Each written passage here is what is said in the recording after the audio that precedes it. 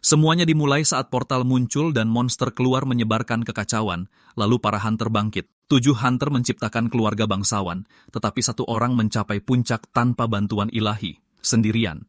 Sang protagonis menjadi terkenal di timur sebagai prajurit ajaib yang berjalan bersama tengkorak bayangan, tetapi keluarga bangsawan dan para bintang segera memutuskan keberadaannya adalah ancaman besar bagi tatanan yang ada. Dengan itu kita melihat seluruh kota dilalap api yang mengamuk seolah-olah itu adalah neraka sungguhan.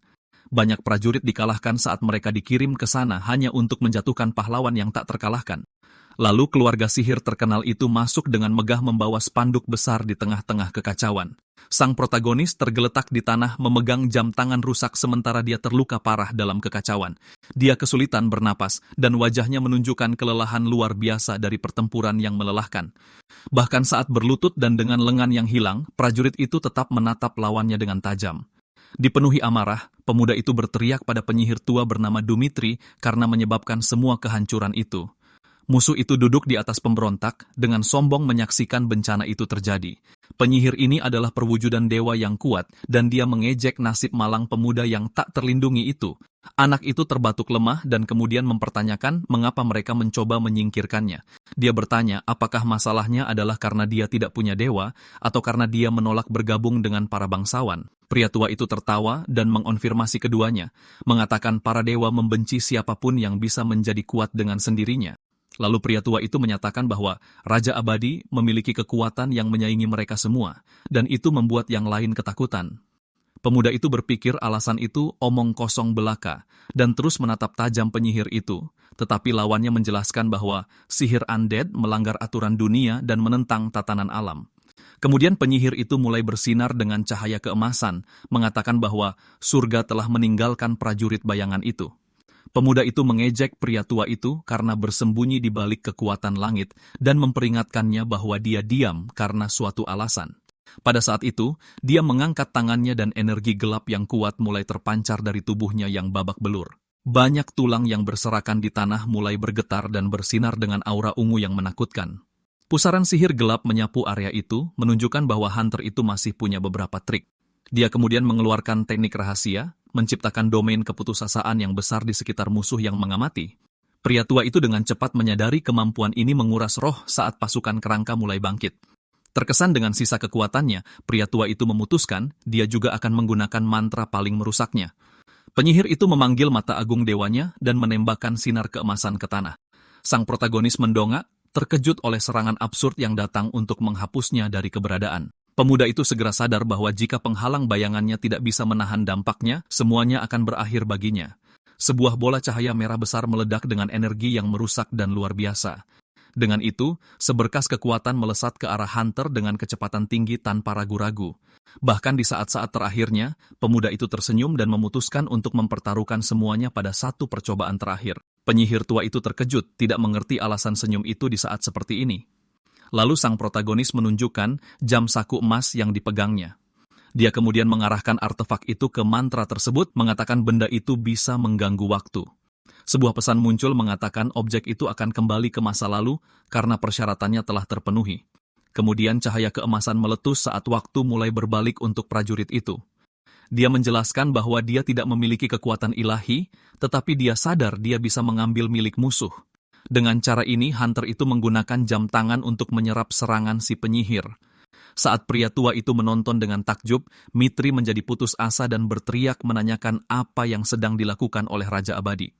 Pemuda itu berkata dia akan meminjam kekuatan ilahi yang sangat dibanggakan oleh pria tua itu. Dengan senyum percaya diri, pemuda itu berjanji bahwa lain kali dia akan menghancurkan keluarga bangsawan. Tepat setelah itu, jarum jam mulai berputar mundur dengan cepat, lalu cahaya yang sangat terang memenuhi layar, membawa kesadaran hunter itu bersamanya. Setelah kilatan cahaya, hal pertama yang dilihatnya adalah langit-langit kamar modern yang sederhana. Sang protagonis bangun terkejut di tempat tidurnya, seluruh tubuhnya terasa sangat bingung. Dia dengan cepat meletakkan tangan di dadanya, merasakan jantungnya berdebar kencang sambil melihat sekeliling. Tetapi prajurit itu menyadari sesuatu yang familiar dan mengenali bahwa ini adalah rumah tempat dia dulu tinggal. Tempat itu sama dengan TV, kulkas, dan semua perabotan yang dia ingat. Duduk di tempat tidur, dia melihat jam tangan itu dan bertanya-tanya apakah rencananya benar-benar berhasil.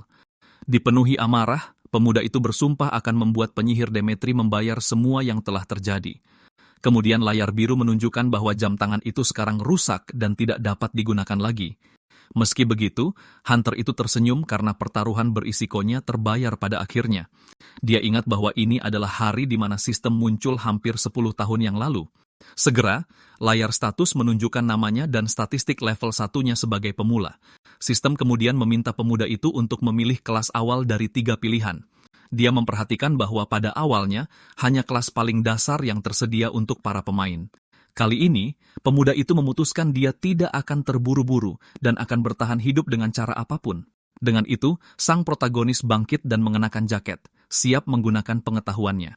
Pemuda itu menuju ke sebuah gedung besar yang dikenal sebagai Pasar Hunter Natsuhabara.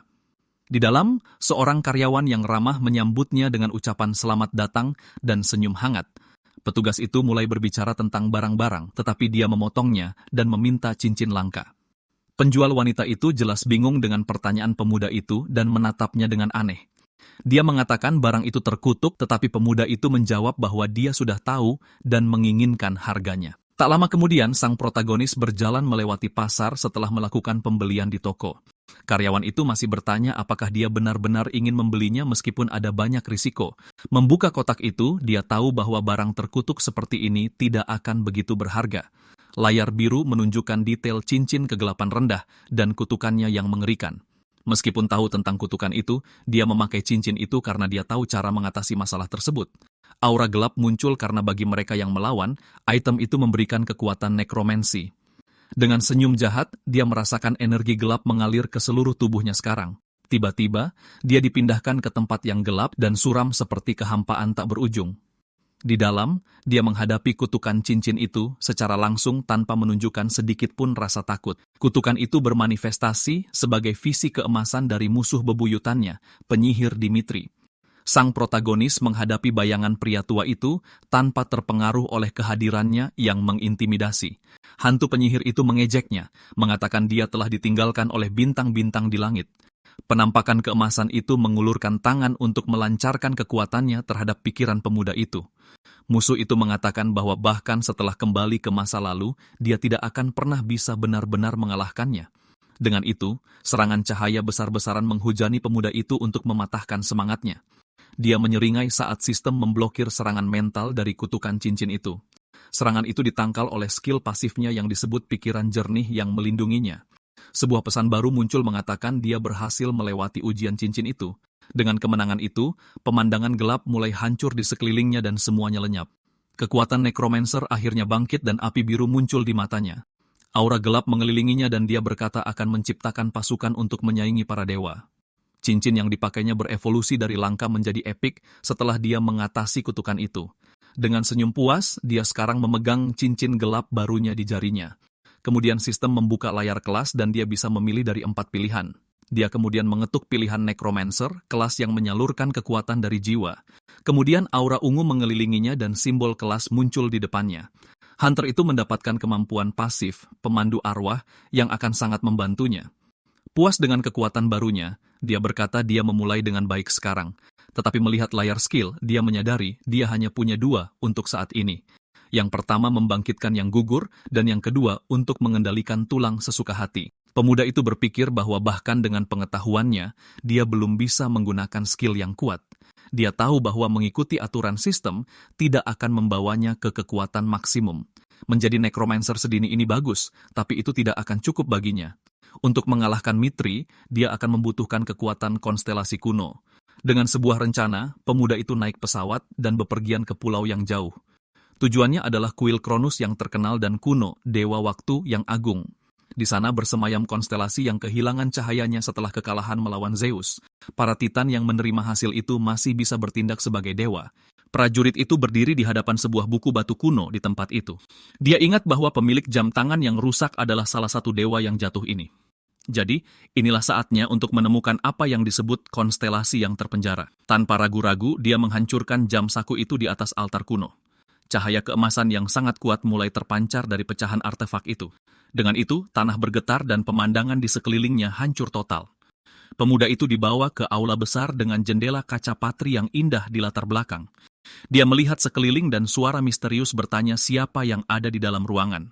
Entitas raksasa muncul dengan marah bertanya siapa yang berani mengganggunya, tetapi sang hunter hanya menyeringai tanpa menunjukkan rasa takut pada dewa itu. Dia kemudian menyapa Dewa Cronus, raja para Titan yang digulingkan. Dewa waktu menatapnya dengan tatapan serius dan curiga, dan pemuda itu terus memegang sisa-sisa jam yang membawanya ke sana. Titan itu kemudian bertanya, apakah manusia kecil itu yang berhasil kembali ke masa lalu? Dengan senyuman, pemuda itu mengkonfirmasi perbuatannya sambil menunjukkan sisa-sisa jam itu. Entitas itu memujinya, tetapi mempertanyakan mengapa dia dibangunkan dari tidurnya.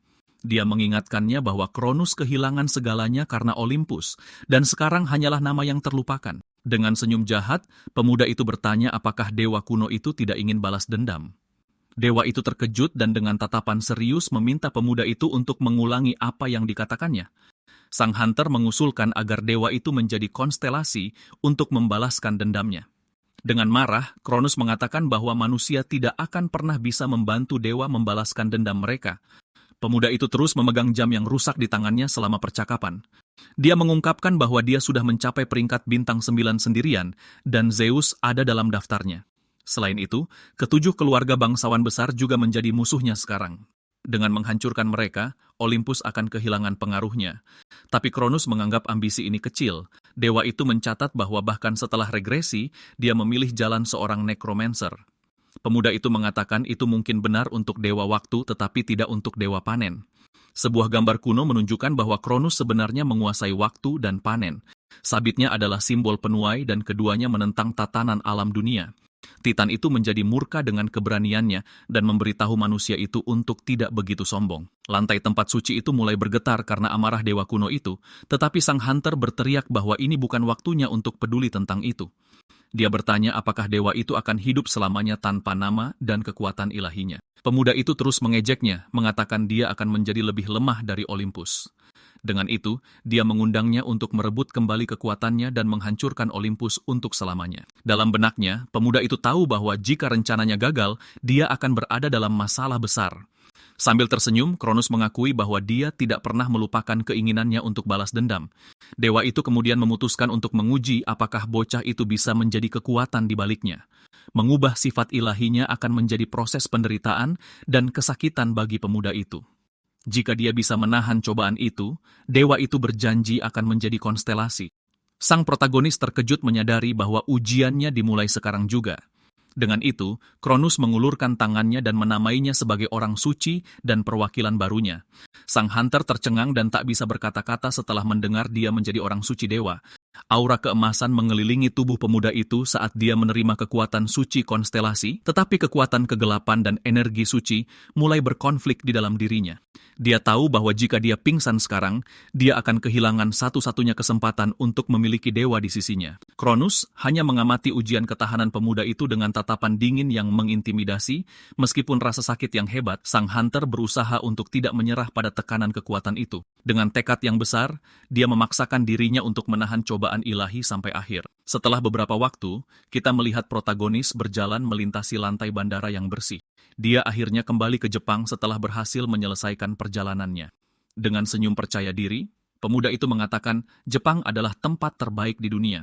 Saat itu, versi kecil Cronus muncul dan bertanya apakah dunia sudah banyak berubah.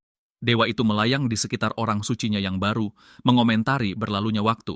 Sebuah layar mengatakan bintang baru telah muncul di Pantheon. Sang penuai telah menjadi raksasa biru. Pemuda itu menggoda dewa itu, mengatakan dia banyak bicara untuk seseorang yang tidak bisa memberikan berkat. Dia berpikir bahwa bahkan tanpa kekuatan atau pengikut, dewa itu tampaknya cukup senang dengan hal ini. Titan itu kembali menggunakan konsep penuai tetapi membutuhkan reputasi untuk mendapatkan kekuatan. Tetap saja, setelah selamanya terperangkap, wajar baginya untuk begitu bersemangat sekarang. Dewa itu memberitahu pemuda itu untuk menyebarkan namanya dan sang hunter menemukan dirinya dalam situasi yang unik. Dia merenungkan bahwa kelas orang suci adalah yang terkuat dan Cronus mengubahnya menjadi seorang pendeta. Kelas barunya adalah orang suci, ksatria putih yang tidak memiliki penalti untuk nekromansi.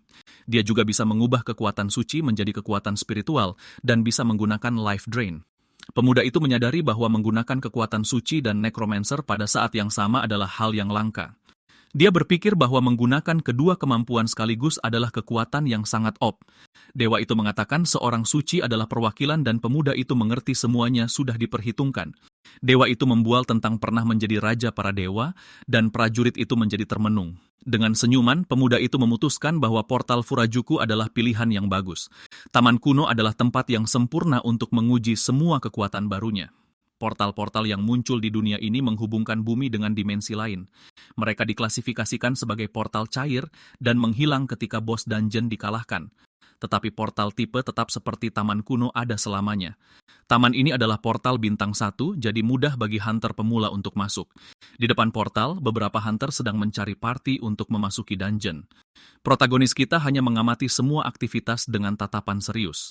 Saat itu, sebuah kelompok mendekatinya dan mengundangnya untuk bergabung dengan mereka dalam misi, tetapi pemuda itu langsung menolak undangan itu dan melanjutkan perjalanan sendirian ke portal. Hunter yang memanggilnya sedikit malu tetapi mengerti keputusannya. Kemudian seorang anggota kelompok bertanya, apakah si pemula akan baik-baik saja di sana sendirian? Gadis di tim itu memberitahu mereka untuk tidak khawatir karena itu adalah pilihannya untuk pergi solo, tetapi prajurit itu tahu bahwa pada level ini, dia bisa mengatasi semuanya sendirian. Dengan itu, dia memasuki dungeon dan sebuah layar mengumumkan bahwa dia berada di taman kuno. Dia berjalan dengan tenang melewati hutan dan menyadari bahwa tempat itu sangat sunyi. Dia segera mengerti ini adalah skenario klasik untuk serangan mendadak. Dengan senyum di wajahnya, pemuda itu menyadari mangsa pertamanya sudah dekat. Tiba-tiba, dia mendongak dan melihat seekor monster melompat ke arahnya dengan sekuat tenaga. Makhluk kecil itu adalah goblin yang menyerangnya dengan belati. Monster itu mencoba memukulnya dengan serangan cepat, tetapi pemuda itu menghindarinya dengan mudah. Goblin itu kemudian mengeluarkan teriakan melengking saat tubuhnya bersinar dengan aura. Sang pahlawan menggunakan kemampuannya dan mengubah kekuatan spiritualnya menjadi kekuatan suci. Kemudian layar sistem menunjukkan semua detail skill life drain-nya. Dia mengaktifkan kemampuan itu dan menyedot kekuatan hidup dari goblin yang berteriak kesakitan. Sang hunter menyadari bahwa menggunakan kedua jenis kekuatan terasa sangat mirip pada akhirnya. Dengan tangannya di dada monster itu, dia terus menguras semua energinya.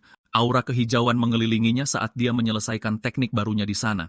Segera, tubuh goblin yang mengering jatuh ke tanah dan statistik dasarnya meningkat.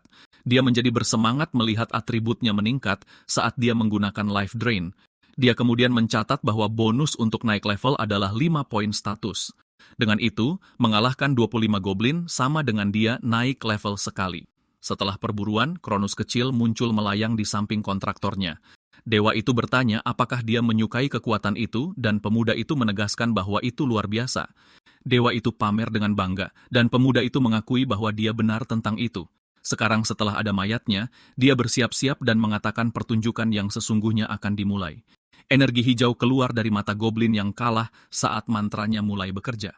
Dengan senyum jahat, dia mengaktifkan skillnya dan memerintahkan mayat itu untuk menjawab panggilannya.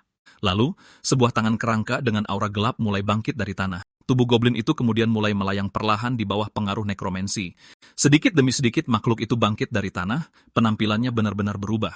Sang hunter merasa puas melihat para minion barunya berdiri dan siap untuk patuh. Sistem mengumumkan bahwa peringkat zombie tinggi dan statistiknya meningkat sebesar 97%. Monster itu sekarang adalah undead bintang 1 yang siap untuk bertarung. Dengan pelayan barunya, dia yakin bisa menangani pekerjaan di taman sendirian. Jadi dia dan rekan zombie barunya masuk lebih dalam ke hutan bersama, tapi tiba-tiba, sekelompok 3 goblin muncul dari hutan dengan senjata di tangan. Makhluk itu segera melihat pemuda itu dengan minionnya dan bersiap untuk menyerang. Pemuda itu berpikir situasi ini sempurna untuk sebuah ujian dan mengirim pelayannya untuk menyerang musuh. Zombie itu kemudian melesat ke arah goblin lain dengan kecepatan tinggi tanpa ragu-ragu. Ia mendaratkan pukulan telak tepat di wajah salah satu musuh, mematahkan semua giginya. 2 goblin lainnya menusuknya dari belakang, tapi zombie itu bahkan tidak merasakan serangannya. Monster lain mencoba tebasan samping, tapi makhluk undead itu tetap berdiri. Para goblin ketakutan, dan sang pahlawan menjelaskan bahwa menusuk zombie tidak akan menjatuhkannya. Sementara itu, dia memanfaatkan gangguan itu dan mencengkeram leher salah satu goblin. Pemuda itu mengangkatnya dan menggunakan life drain untuk menyerap energi vitalnya. Minionnya mendaratkan tendangan kuat pada goblin lain dan membuatnya terbang jauh. Zombie itu berbalik dan meninju monster terakhir yang masih berdiri. Dengan buas, makhluk itu menggigit leher musuh tanpa ampun. Prajurit itu berdiri di atas sebuah mayat dan bertanya-tanya apakah dia bisa menguras kekuatannya. Dia menguji skill itu dan melihat bahwa itu bekerja pada mayat yang tumbang dan statistiknya meningkat lagi. Dengan senyum percaya diri, dia memutuskan sekarang saatnya untuk mempercepat langkah. Ada pepatah yang mengatakan bahwa mengalahkan musuh pertama adalah setengah dari pertempuran. Dengan kata lain, bagian tersulit adalah selalu menciptakan undead pertama. Pemuda itu menggunakan sihirnya dan memerintahkan semua mayat lainnya untuk menjawab panggilannya. 4 zombie lagi bangkit dengan statistik tinggi, siap untuk mematuhinya. Dengan senyum puas, dia tahu inilah yang benar-benar dia inginkan. Zombie-zombie barunya menyerbu ke depan, dan dia menegaskan bahwa menjadi necromancer adalah yang terbaik. Makhluk-makhluk undead itu segera mengepung goblin-goblin lain dalam serangan brutal. Salah satu zombie ditusuk tetapi bahkan tidak merasakan pukulan musuh. Goblin kecil itu panik ketika melihat serangannya tidak berpengaruh. Monster itu berteriak ketakutan saat menghadapi ajalnya untuk pertama kalinya. Kemudian pelayan undead itu dengan buas menggigit musuh untuk menghabisinya. Kronus muncul dan mengatakan kontraktornya harus bertarung dengan lebih bermartabat, tetapi pemuda itu bilang beginilah cara necromancer bertarung dan menyuruhnya untuk terbiasa. Dia mencapai batas 20 undead yang dapat dikendalikan pada saat yang sama. Dengan sihirnya, dia bersiap untuk menyerap energi dari mayat-mayat yang tumbang. Kemudian sang hunter membentuk pasukan zombie kecil untuk membantunya di sana. Tepat setelah itu, dia mengirim para minionnya berlari ke dalam hutan. Tiba-tiba, sebuah panah api dari seorang pemanah melesat ke arah para monster. Salah satu goblin terkena telak oleh serangan kejutan itu dan menjerit. Sang protagonis menghentikan para pelayannya dan menjadi waspada terhadap kehadiran baru. Dia kemudian menyuruh orang itu untuk berhenti bersembunyi dan menunjukkan diri mereka sekaligus. Perlahan, para hunter misterius muncul dari balik pepohonan di hutan. Kelompok yang mengundangnya sebelumnya muncul dan bertanya, siapa dia sebenarnya? Kronus penasaran dan pemuda itu mengenali orang-orang itu dari masa lalunya. Dia ingat mereka adalah si kembar pemburu bayangan yang terkenal. Pemuda itu mengungkapkan bahwa merekalah yang mencoba melenyapkannya sebelum regresinya. Nama gadis itu adalah Yukarendo, dan dia adalah pemanah yang sangat terampil, dan nama kakaknya adalah Yumarendo, dan dia adalah prajurit yang sangat kuat. Pemuda itu berkomentar bahwa mereka tidak terlihat sekuat yang dia ingat. Dia memperhatikan mereka masih bintang 1, dan sekarang memiliki 1 anggota lagi. Dia memutuskan untuk tidak menyerang mereka karena mereka hanya menerima pekerjaan di masa lalu. Salah satu si kembar kemudian bertanya apakah dia yang mengendalikan zombie itu. Sang pahlawan tahu bahwa kelas necromancer belum begitu dikenal di sekitar sini. Dia mengonfirmasi bahwa para undead adalah pelayannya dan memamerkan mereka dengan bangga. Pemuda itu mendapatkan ide cemerlang saat dia melihat kelompok hunter itu. Dia berpikir dia butuh pembawa barang dan mereka mungkin hanya ingin uang. Dengan itu, dia mendekati trio itu dan menawarkan mereka pekerjaan yang membuat sang pemimpin bingung. Dia mengusulkan agar mereka mengumpulkan batu sihir dengan pembagian 80-20. Ketiga hunter itu saling memandang dalam diam, tampak sangat curiga dengan proposal itu. Hutan di sekitar mereka tetap tenang saat kelompok itu mendiskusikan tawaran tersebut. Sang pemanah dan pria satunya memberitahu pemimpin untuk tidak mempercayai necromancer aneh itu. Pahlawan kita hanya menonton dengan tenang dari kejauhan menunggu keputusan mereka. Dia merasa diskusi mereka cukup berisik dan terus menunggu jawaban akhir. Pemimpin kelompok itu kemudian berteriak bahwa dia menerima kesepakatan itu mengejutkan rekan-rekannya. Tapi dia meminta pembagian 50-50 sebagai imbalan agar lebih adil.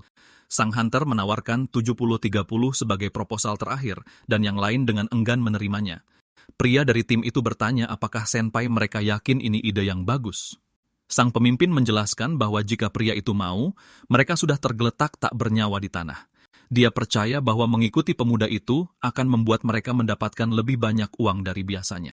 Setelah beberapa waktu berburu, salah satu dari mereka merasa sangat kelelahan. Dia jatuh ke tanah meminta istirahat karena dia tidak bisa mengumpulkan batu lagi. Sang pemanah juga duduk bersandar di pohon mengatakan dia sudah mencapai batas kemampuannya.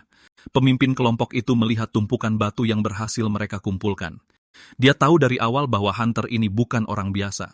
Perburuan itu jauh melampaui apa yang dia bayangkan dan sang necromancer membersihkan semuanya.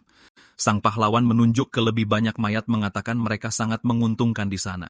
Kelelahan, pemimpin kelompok itu bertanya apakah mereka tidak bisa istirahat sebentar, tetapi perburuan terus berlanjut dan zombie-zombinya menjatuhkan goblin lain tanpa ampun. Dia kemudian menunjuk ke mayat lain dan menyuruh mereka pergi ke sana untuk mengumpulkannya.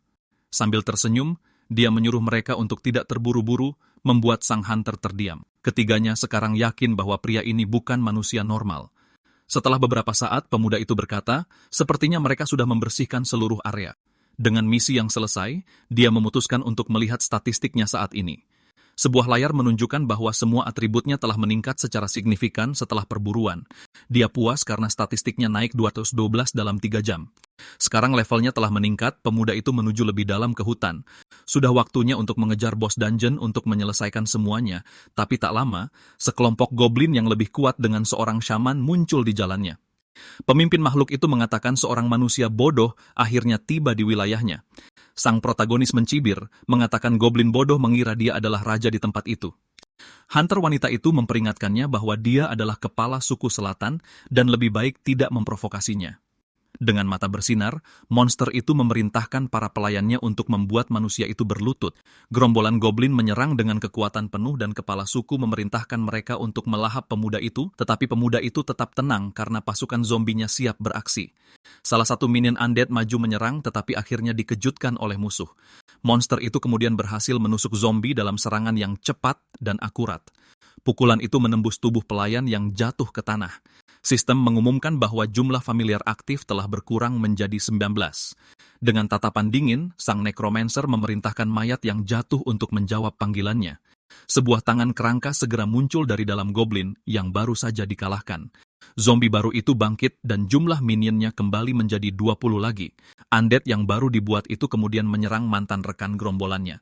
Tanpa ragu-ragu, ia menggigit leher goblin lain dalam adegan yang sangat buas. Kelompok itu terkejut melihatnya mengubah mayat-mayat itu menjadi pelayannya. Dukun itu bersiap menggunakan sihirnya dan mengambil sebuah item dari pinggangnya. Ia mengangkat tongkat tengkorak dan mulai merapalkan mantra yang kuat. Lalu monster itu membanting tongkatnya ke tanah dan totem keberanian menginspirasi para goblin. Makhluk-makhluk itu menjadi lebih kuat dan mata mereka bersinar dengan kekuatan merah. Kepala suku itu menyombongkan diri bahwa totemnya melemahkan musuh dan memperkuat sekutu, tetapi seekor zombie menghancurkan totem itu dan pemuda itu bertanya benda apa yang ada di tanah itu. Monster itu berbalik kaget, tidak percaya dengan apa yang baru saja terjadi. Penuh amarah, ia berteriak bahwa manusia biasa menghancurkan totem sucinya. Pada saat itu, zombie-zombie sang pemburu meletakkan beberapa tongkat di tanah. Salah satu makhluk itu lalu menggunakan tongkat untuk menyerang goblin lain dengan paksa. Zombie sang pahlawan lalu menangkis serangan monster lain dengan tongkat tulang.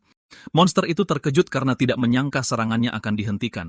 Sambil tersenyum, pemuda itu mengejek sang dukun dan bertanya apakah dia frustrasi. Kepala suku goblin menjadi murka dan mencengkeram tongkat tulangnya lebih erat. Dia lalu mengaktifkan kutukan kegilaan dan aura merah muncul di area itu. Mantra itu memengaruhi trio pemburu yang merasakan sakit kepala yang hebat. Dengan itu, para goblin menjadi lebih kuat dan atribut mereka meningkat sebesar 50. Monster-monster yang sekarang lebih kuat menyerang para zombie dan salah satunya dengan cepat dikalahkan. Gerombolan goblin melanjutkan serangan gencar dan jumlah pelayan terus berkurang. Dalam waktu singkat, pasukan pemuda itu berkurang menjadi hanya 10 zombie. Segera, tanah dipenuhi dengan mayat hidup dan hanya 8 dari mereka yang tersisa. Pemuda itu menyadari bahwa tongkat itu adalah kartu truf kepala suku goblin. Sang dukun menyombongkan diri bahwa tongkatnya terbuat dari dendam para goblin. Tetapi pemuda itu memperhatikan detail penting dan menyadari senjata itu terbuat dari tulang. Sambil tersenyum, dia mengerti bahwa kemenangan sekarang akan jauh lebih mudah. Dia lalu mengaktifkan kemampuan pengendalian tulangnya untuk membalikkan keadaan. Kepala suku itu bingung saat tongkatnya mulai bergetar tanpa alasan. Tepat setelah itu, senjata itu direnggut dari tangannya oleh kekuatan tak terlihat. Sang pahlawan sekarang memegang senjata kepala suku itu dan kutukan di area itu telah dipatahkan. Monster itu terkejut dan bertanya apa yang baru saja dilakukan manusia itu. Dengan kutukan yang terpatahkan, para goblin tiba-tiba menjadi lebih lemah. Dia lalu menggunakan pengendalian tulang untuk memanipulasi tengkorak di tongkat itu. Pemuda itu mencatat bahwa kecepatan reaksinya lebih baik karena dendam-dendam itu. Sambil tersenyum, dia berkata monster itu bisa mendapatkan senjatanya kembali. Lalu dia melempar tongkat itu dengan kekuatan penuh ke arah kepala suku yang terkejut. Makhluk itu membeku ketakutan, tidak bisa bereaksi terhadap serangan itu. Tongkat itu lalu menembus dada goblin dengan kekuatan luar biasa. Monster itu melihat ke bawah dan melihat tengkorak senjatanya di dadanya. Ia jatuh ke tanah tak bernyawa dan pemuda itu menggunakan penguras nyawa pada tubuhnya. Karena itu adalah bos, kekuatan yang diserapnya jauh lebih besar dari biasanya. Tiba-tiba, sang protagonis berbalik dengan ekspresi sedikit terkejut di wajahnya. Lalu kelompok pemburu itu menatap balik ke arah pemuda itu, tidak mengerti apa-apa. Dia lalu berlutut dan mulai mengumpulkan darah kepala suku goblin di dalam sebuah botol kecil. Dia lupa bahwa penguras nyawa hampir menghabiskan semua darah monster yang jatuh itu. Dengan itu, dia menyerahkan pembersihan kepada trio itu, dan sang pemimpin dengan ragu-ragu setuju. Para pemburu melihat ke lapangan yang penuh dengan mayat, tidak bisa mempercayai semua itu. Segera, adegan berubah, dan kita kembali ke kota yang sangat modern. Lalu kaki pemuda itu akhirnya melangkah keluar dari portal biru terang. Dia sekarang kembali ke dunia nyata setelah menyelesaikan misinya di dungeon. Trio itu mengikutinya keluar, tampak kelelahan dan membawa ransel besar. Kerumunan orang terkejut dengan jumlah batu itu, dan ragu bahwa itu hanya hasil kerja mereka berempat. Pemuda itu memberi selamat kepada trio itu dan menyarankan untuk menjual batu-batu itu di sebuah toko di Natsuwabara. Tetapi sang pemimpin berkata bahwa untuk mendapatkan harga yang wajar, lebih baik mereka menjual bahan-bahan itu sendiri. Sang pahlawan bertanya, apakah dia bisa mempercayai orang yang baru dia temui hari ini? Kelompok itu kesal, tetapi dia bilang itu hanya lelucon untuk menggoda mereka. Dia lalu bertanya, berapa banyak yang mereka pikir akan mereka dapatkan dan jawabannya adalah 6.000. Pada saat itu, pemuda itu mengambil tongkat tengkorak dari ransel mereka. Dia berkomentar bahwa senjata itu mungkin akan murah dan sang pemimpin tidak mengerti. Tongkat itu terkutuk dan hanya untuk pendeta, memberikan kekuatan spiritual dan kebingungan. Pemuda itu menjelaskan bahwa pendeta tidak bisa menggunakan kekuatan spiritual, jadi itu tidak berguna bagi mereka. Dengan itu, dia memutuskan akan menyimpan tongkat itu dan sang pemimpin sangat terkejut. Pemuda itu mengonfirmasi dan meminta mereka mengurangi nilainya saat mereka menyelesaikan perhitungan, tetapi sang pemimpin menolak karena mereka tidak akan pernah mendapatkan item itu sendiri. Sang pahlawan bertanya, apakah dua lainnya setuju, dan mereka bilang mereka mengikuti sang pemimpin. Sambil tersenyum, dia berpikir, itulah yang dia sukai dari tim itu. Dia mengatur agar mereka masuk ke dungeon lagi, dan kelompok itu dengan antusias menerima. Keesokan harinya, mereka memasuki taman kuno lagi untuk perburuan lainnya. Sang protagonis menyaksikan zombinya mengalahkan goblin lain dengan mudah. Dengan tatapan serius, dia menoleh ke kelompok itu dan bertanya, apakah mereka masih bisa melanjutkan. Trio itu tergeletak di tanah karena kelelahan, dikelilingi oleh mayat dan batu sihir. Pemimpin kelompok itu berkata, dia tidak tahan lagi dan tas mereka sudah penuh. Jadi pemuda itu menyuruh mereka untuk pergi duluan, dan sang pemburu setuju dengan lega. Sang protagonis, sekarang sendirian, terus berjalan melewati hutan bersama pasukannya. Kronus bertanya, mengapa dia menyuruh mereka kembali, dan dia bertanya apakah itu begitu jelas. Dia menjelaskan bahwa dia tidak ingin ada yang melihat apa yang akan terjadi mulai dari sini. Dengan itu, dia menuju ke bagian utara taman kuno, tempat yang lebih gelap. Vegetasi di sana lebih lebat dan suasananya jauh lebih berat daripada di bagian lain portal. Tiba-tiba, beberapa mata merah bersinar dari dalam semak-semak hutan itu. Sekelompok manusia katak dengan tombak melompat ke arah pemuda itu untuk menyerangnya. Dia lalu memerintahkan pasukan zombinya untuk maju dan pertempuran besar dimulai. Salah satu anak buahnya menggigit salah satu manusia katak dengan keras, mengisinya dengan racun. Monster lain melihat temannya yang jatuh dengan kaget dan teralihkan perhatiannya sejenak. Seekor zombie menusuknya dari belakang, tetapi manusia katak itu berhasil membalas serangan itu. Jumlah pelayan mulai berkurang karena makhluk-makhluk itu jauh lebih kuat. Manusia katak terbukti menjadi lawan yang sangat sulit dan menyulitkan para zombie. Sang pahlawan mengerti bahwa mereka memiliki statistik yang lebih tinggi daripada para goblin, jadi itu masuk akal. Dia lalu menggunakan pengendalian ramuan dan melempar tongkat tulangnya dengan sihir. Item itu mengenai salah satu manusia katak dan layar sistem langsung terbuka. Tubuh makhluk itu menjadi berminyak dan ia tersenyum dengan cara yang sangat menjijikan. Pemuda itu sedikit gelisah dengan reaksi aneh monster katak itu. Lalu dia melancarkan tendangan kuat ke musuh untuk menguji kemampuan barunya. Tongkat itu meningkatkan kerusakan tembus dengan kekuatan spiritual yang dimasukkan ke dalamnya. Dengan itu, pemuda itu bersiap untuk menghabisi sisa musuh di sana. Dia menggunakan pengendalian tulang untuk meluncurkan beberapa pasak ke arah manusia katak. Dia menyadari bahwa menggerakkan tongkat dan menciptakan zombie menghabiskan banyak kekuatan spiritual. Dengan para katak yang telah dikalahkan, dia bersiap untuk menggunakan nekromensinya pada mayat-mayat itu. Dia merasa sedikit lelah tetapi tahu dia masih bisa menanganinya. Tepat setelah pasukan besar manusia katak mayat hidup bangkit, salah satu anak buah baru memukul monster yang masih berdiri. Dengan itu, layar sistem mengumumkan bahwa pemuda itu telah naik ke level 6. Sambil tersenyum, dia berkata, dia akan segera kembali ke keadaannya sebelum regresi. Dia memperingatkan bahwa Raja Penyihir bisa menunggu karena dia akan segera mengurusnya. Tujuannya sekarang adalah area rahasia di tengah reruntuhan kuno itu. Bersama pasukannya dan Cronus, dia berjalan menuju pusat tempat mistis itu. Dia kemudian mengeluarkan jantung manusia katak yang dia simpan sebelum pertarungan. Cronus bertanya apa yang akan dia lakukan, tetapi pemuda itu menyuruhnya diam. Kemudian dia menuangkan darah dukun goblin ke atas jantung monster itu. Dengan ritual itu, jantung tersebut mulai bersinar dengan cahaya kehijauan yang kuat. Sambil memegang item sihir itu, dia bersiap untuk apa yang akan terjadi. Dengan senyum jahat, dia berkata akan mengakses area rahasia dari portal itu. Sistem mengumumkan bahwa rahasia telah ditemukan dan dia sedang dipindahkan ke lokasi lain. Tepat setelah itu, sang hunter dibawa ke arena ujian kuno. Dia berhenti di tengah arena tanah dan mengamati tempat itu dengan saksama. Pemuda itu ingat pernah menemukan tempat itu sebelumnya, tetapi tidak bisa masuk saat itu. Bersama para pelayannya, dia mendekati portal cahaya di tengah arena. Tiba-tiba, cakar raksasa dengan kuku tajam keluar dari portal. Pemuda itu sedikit terkejut dengan apa yang baru saja keluar dari portal itu. Kemudian, sebuah layar mengumumkan bahwa ujian hanya mengizinkan satu orang untuk masuk. Sistem memintanya untuk membuktikan kelayakannya dan pemuda itu bersiap untuk ujian. Seekor drakonian raksasa muncul dan sistem mengatakan batas waktunya adalah 10 menit. Tempat itu diciptakan agar para konstelasi memilih para hunter. Prajurit elit dari pasukan naga ditempatkan dalam ujian di sana. Cronus ragu kontraktornya akan bertahan bahkan 10 detik dalam ujian itu. Dewa itu menyarankan untuk mencari sain baru dan pemuda itu menjadi sangat kesal karenanya. Dia berkata bahwa meskipun itu drakonian, seharusnya levelnya bintang 1. Makhluk itu kemudian menghentakkan kakinya dengan keras ke tanah bersiap untuk bertarung. Monster itu menghadapi sang hunter dan pasukan kecil manusia, kataknya. Pemuda itu meminta waktu sejenak untuk memodifikasi para pelayannya, membuat makhluk itu bingung. Dia bercanda bahwa bahkan penjahat pun menunggu pahlawan berubah wujud sebelum bertarung. Para pelayan undead-nya tampak ketakutan dengan modifikasi yang dia buat. Sistem menginformasikan bahwa para undead telah berhasil dimodifikasi menggunakan darah wabah. Mereka sekarang adalah zombie wabah dan dapat dihasilkan lagi jika kondisinya tepat. Cronus terkejut dengan tindakan itu dan pemuda itu menyombongkan diri karena pernah menjadi necromancer bintang 9 sebelumnya. Sambil tersenyum, dia berkata, siap bertarung dan menyuruh musuh untuk maju. Drakonian itu kemudian menghadapi pasukan manusia katak dengan tatapan penuh amarah dan kepuasan. Tanpa membuang waktu, makhluk itu menyerbu ke depan dengan kecepatan yang mengesankan untuk menyerang.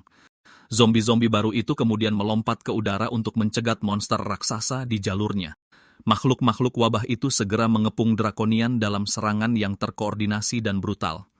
Mereka menempel di tubuh musuh dan binatang buas itu mengeluarkan raungan kesakitan dan kemarahan. Salah satu pelayan menggigit bahu monster itu dengan keras untuk mengisinya dengan racun. Bahkan dengan para pelayan yang menyerangnya, raksasa itu tetap berdiri tanpa menunjukkan kelemahan. Dengan pukulan kuat, ia meledakkan salah satu zombie dalam awan darah hijau. Sistem mengumumkan bahwa ia telah terpengaruh oleh asam racun level 12 dari para zombie. Pemuda itu menjelaskan bahwa dia mengubah statistik kekuatan katak menjadi racun yang kuat. Makhluk itu menjadi marah dan mulai menghancurkan semua pelayan lainnya secara brutal. Dengan hentakan yang kuat, lantai arena retak karena kekuatan pukulan itu. Binatang buas itu mengeluarkan raungan yang memekakan telinga dan berlari ke arah sang hunter dengan sekuat tenaga. Pemuda itu memuji ketahanan monster itu dan menggunakan kekuatan spiritual di tongkatnya. Dengan itu, dia menciptakan perisai energi untuk melindungi dirinya dari serangan drakonian. Dia menyadari bahwa bahkan dengan racun, kekuatan musuh masih sangat tinggi. Perisai itu pecah dan pemuda itu terlempar jauh oleh dampak pukulan itu. Dengan raungan kemenangan, binatang buas itu bersiap untuk memberikan pukulan terakhir kepada sang hunter, tetapi pemuda itu mengaktifkan kendali tulang dan tengkorak tongkatnya bersinar dengan kekuatan. Tongkat itu terbang dengan kecepatan tinggi dan menembus sisi tubuh monster itu. Makhluk raksasa itu berteriak kesakitan saat terkena telak oleh serangan kejutan itu. Memanfaatkan gangguan itu, dia mengirimkan zombie-zombinya yang tersisa untuk menyerang sekaligus. Para pelayan menyerbu dan menggigit tubuh drakonian yang terluka dan teralihkan perhatiannya. Monster itu mengaum dalam kemarahan dan kesakitan saat para zombie terus meracuninya. Segera, tubuh raksasa itu menjadi benar-benar hitam karena racun manusia katak. Meskipun teracuni, ia masih berhasil menghancurkan salah satu zombie dengan kekuatannya. Drakonian itu kemudian menghancurkan zombie lain dengan cakar tajamnya tanpa ampun. Sambil tersenyum, pemuda itu berkata, "Itu pertarungan yang bagus, tapi sekarang sudah berakhir." Berlutut di tanah, raksasa itu mengeluarkan raungan terakhir yang penuh kesakitan dan keputusasaan. Tongkat tengkorak itu kemudian ditarik keluar dari tubuh makhluk raksasa itu. Sang pahlawan mengambil kembali senjatanya. Sambil mengamati monster yang jatuh di tanah, dia perlahan mendekati musuh yang kalah untuk mengakhiri pertarungan. Dengan sebuah gerakan, dia bersiap untuk menggunakan salah satu kemampuan terkuatnya. Dia mengaktifkan penguras nyawa dan menyerap sisa energi monster raksasa itu. Makhluk itu jatuh tak bernyawa dan sistem mengumumkan bahwa ujian telah berhasil diselesaikan. Cronus memuji kemenangan itu dan pemuda itu berkata, dia tidak pernah dalam bahaya di sana. Dengan itu dia mendapatkan tanda perlawanan sebagai hadiah untuk ujian tersebut. Dia tersenyum puas karena tanda pasif baru itu adalah kekuatan tingkat tinggi. Pemuda itu melihat ke tubuh itu dan berkata hadiah sebenarnya adalah sesuatu yang lain di sana. Cronus bertanya apa yang akan dia lakukan dan pemuda itu bersiap menggunakan sihir. Dia berpikir bahwa untuk menciptakan undead yang bagus, dia akan membutuhkan peralatan. Adegan berubah dan kita sekarang berada di kota Saitama pada hari yang cerah. Sang hunter berhenti di depan sebuah gudang tua dengan tatapan penuh tekad. Dia berkomentar bahwa tempat itu tidak berubah sama sekali sejak sebelum regresinya. Tiba-tiba, ledakan api terjadi di dalam gudang yang mengejutkannya. Pemuda itu sedikit terbatuk karena asap dan berkata bahwa bahkan hal itu pun tidak berubah pada akhirnya. Kemudian seorang pemuda dengan rambut terang juga terbatuk di sisi lain asap. Dengan senyum di wajahnya, sang necromancer tahu dia telah menemukan orang yang tepat. Alkemis muda itu muncul dari asap tanpa mengerti apa yang terjadi di sana.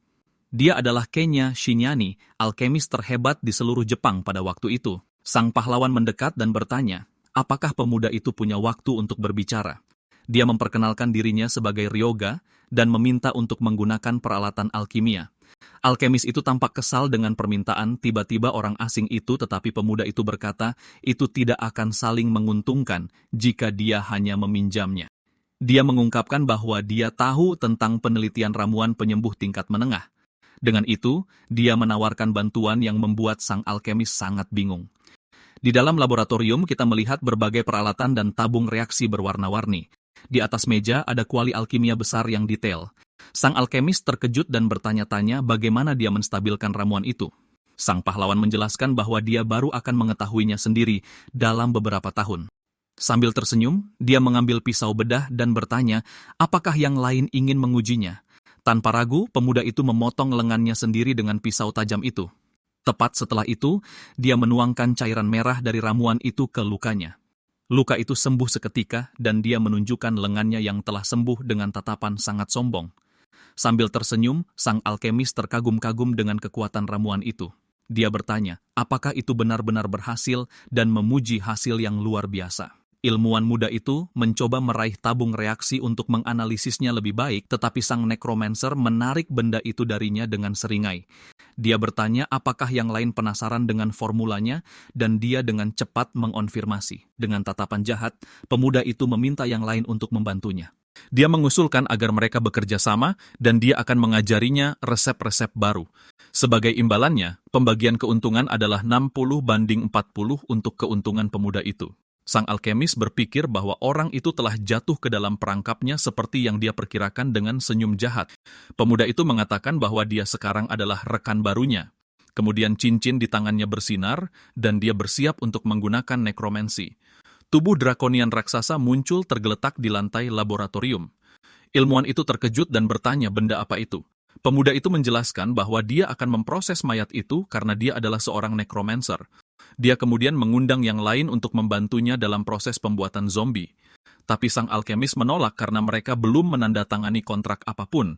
Dia membiarkannya menggunakan tempat itu, dan sang nekromancer setuju dengan tatapan mengejek. Pemuda itu menjelaskan bahwa ketidakpercayaan orang lain itu normal karena masa lalunya. Penghargaan atas hasil kerjanya telah dicuri, dan dia dipaksa untuk mengundurkan diri. Sang dewa mengeluh tentang pengkhianatan itu, dan pemuda itu mengatakan para dewa semuanya sama. Dia bilang yang lain ragu karena dia belum melihat kemampuannya yang sebenarnya. Dengan itu, dia menawarkan bantuan agar yang lain bisa melihat kekuatannya dengan mata kepala sendiri. Dengan tatapan serius, sang alkemis muda balas menatap sang necromancer. Dia kemudian menyetujui proposal itu dan memberinya salah satu alatnya. Sang pahlawan memintanya untuk melelehkan 5 batu mana dengan takaran yang tepat. Segera, pemuda itu menyerahkan cairan yang sudah jadi dan yang lain terkejut dengan kecepatannya. Sang necromancer memuji bakatnya dan yang lain bertanya-tanya apa yang akan dia lakukan. Dengan cairan di tangan, dia menuangkannya ke tubuh drakonian di lantai. Dia menjelaskan bahwa dia mengukir formula dan kutukan ke dalam tulang untuk meningkatkan zombie.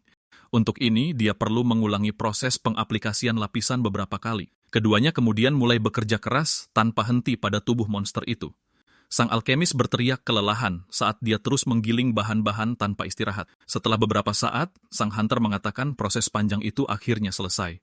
Dia meregangkan tubuh, dan yang lain berteriak bahwa sebenarnya sudah 3 hari.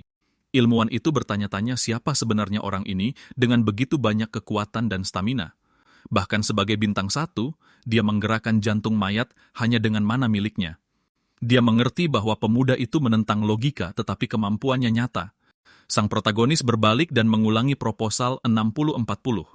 Sang alkemis kemudian menerima tawaran awal sang hunter tanpa ragu-ragu lagi.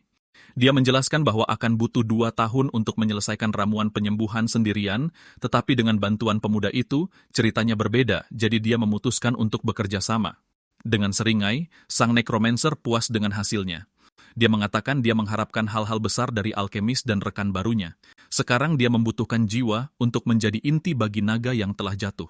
Dengan sebuah rencana dalam pikiran, pemuda itu mengeluarkan ponselnya dan menelepon.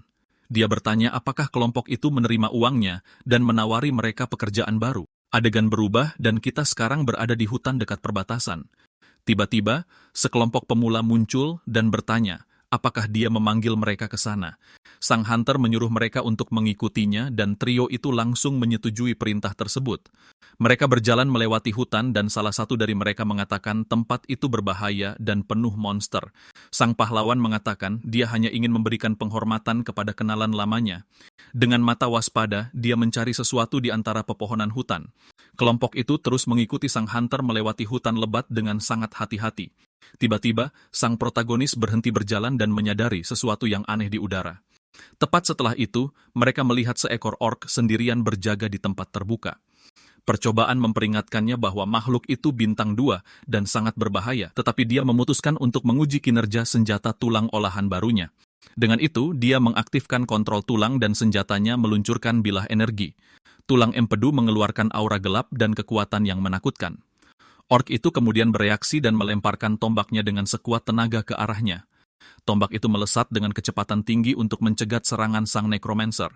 Sambil tersenyum, dia mengerti bahwa tombak itu tidak akan menghentikan serangan sihirnya. Dia mencibir mengatakan bahwa sayangnya untuk monster itu, serangannya tidak akan meleset. Bilah tulang itu kemudian menghancurkan ujung tombak dengan kekuatan yang luar biasa. Pukulan itu mengenai bahu orc yang berteriak kesakitan akibat dampak serangan itu. Pemuda itu mengatakan dia mengincar jantungnya tetapi makhluk itu memiliki ketahanan yang baik. Monster itu kemudian merobek potongan senjata dari bahunya dengan kemarahan besar. Meskipun terluka, makhluk itu mencoba menggunakan sisa tombak untuk menyerang pemuda itu. Ia menyerang dengan kekuatan penuh ke arah sang hunter dalam upaya putus asa terakhir. Tetapi sang protagonis berdiri diam menunggu saat yang tepat untuk melakukan serangan balik. Tiba-tiba, ledakan api besar menghantam monster itu secara langsung. Pemimpin kelompok melindungi dirinya dengan perisai, dan sang pahlawan memuji waktunya yang tepat. Dengan mata bersinar, dia bersiap untuk menggunakan sihirnya pada musuh lagi. Dia kemudian bertanya bagaimana kalau 3 bukannya 1 dan mengaktifkan kontrol tulang. 3 tentakel tulang segera menahan tubuh orc yang terluka. Pasak-pasak itu menembus monster di beberapa tempat dan menghabisinya untuk selamanya. Dengan makhluk itu dikalahkan, keduanya mengamati mayat yang tergeletak di lantai hutan. Pemimpin kelompok terkejut tidak dapat percaya dia mengalahkan orc itu. Pemuda itu memberitahu mereka untuk tidak berdiam diri karena pekerjaan sebenarnya dimulai sekarang. Sang pemimpin bertanya, apakah dia yakin ini adalah jalan yang benar? Dia mengonfirmasi dan minion zombie orc barunya bangkit di belakangnya untuk mengikuti. Pemuda itu menjelaskan bahwa orang yang dicarinya ada di desa orc itu. Di kejauhan, mereka melihat sebuah desa besar dengan beberapa penjaga di gerbang kayu. Sang pemimpin bertanya, apakah dia yakin karena dia pikir mereka akan memberikan penghormatan. Sang necromancer mengonfirmasi dengan was saat pelayan orc barunya berdiri di sisinya. Dia menjelaskan bahwa orang yang mereka cari ada di pemukiman monster di sana. Dengan senyum jahat, pemuda itu mengatakan mereka bisa mendapatkan uang tambahan dari ini. Trio hunter itu benar-benar terkejut dengan usulan pemuda itu. Seiring berjalannya waktu, matahari mulai terbenam di cakrawala hutan itu. Salah satu orc yang menyerang kelompok itu akhirnya jatuh tak bernyawa di tengah hutan. Sang protagonis kemudian naik ke level 13 dan atributnya meningkat, tetapi sistem memperingatkan bahwa batas penyerapan untuk ras itu telah tercapai. Dia berpikir bahwa dia sudah membayangkan kemampuannya tidak akan tak terbatas seperti itu. Dengan itu, sang hunter memutuskan bahwa untuk hari itu, perburuan telah berakhir. Kembali ke camp, dia memanggil salah satu hunter wanita untuk berbicara. Dia kemudian bertanya apakah dia siap karena 3 hari yang panjang telah berlalu. Segera, malam tiba dan bulan purnama menerangi langit hutan yang gelap. Di dalam tenda, pemimpin mengatakan statistik mereka telah meningkat dan mereka akan menyerang besok. Di luar, trio itu setuju dan pemimpin meminta gadis itu untuk berjaga. Mereka mengucapkan selamat tinggal dan pasukan zombie orc milik pemuda itu berjaga di sana. 2 minion baru berdiri dalam posisi waspada untuk melindungi camp. Sementara itu, ketiga hunter tidur nyenyak saat sang pahlawan pergi. Sang protagonis sedang duduk di atas batu mengamati langit berbintang sendirian. Dia akhirnya naik level dan ingin melihat pengetahuan yang telah dia buka. Dengan itu, sistem membawanya ke perpustakaan master kuno dari orang-orang yang telah tiada. Di dalam, dia mendekati salah satu buku untuk mendapatkan informasi, tetapi akses ditolak dan dia harus level 45 untuk membacanya. Dia menjadi kesal karena dia hanya bisa mengakses panduan necromancer pemula. Sambil menghela napas, dia berpikir bahwa itu masih lebih baik daripada tidak memiliki apa-apa.